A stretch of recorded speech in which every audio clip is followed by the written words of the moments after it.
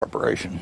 Something that affects all businesses is the cost of health care in this country, and you've been vocal about that. You've argued that right now, I mean, in effect, that the cost of paying for health care can affect a company even more than taxes. Well, it does. I mean, in terms of our competitiveness in the world, health care in 1960 was 5% of GDP, and there's only 100 cents in the dollar. So it's gone from 5% to 17%, and it keeps going up.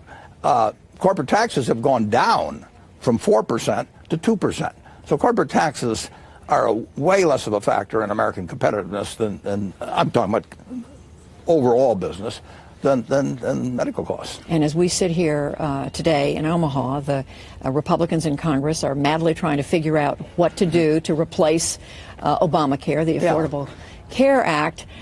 Do you have a firm idea in your mind of what ought to be done about Obamacare? Everybody acknowledges there have been some problems with it.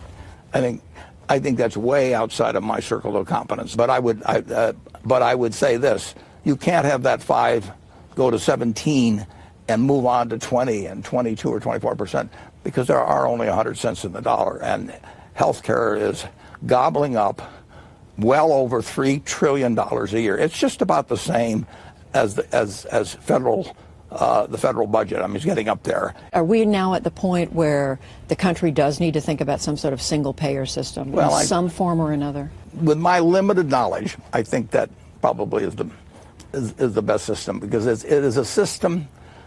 We are such a rich country. In a sense, we can afford to do it. But in almost every field of American business, it pays to bring down costs.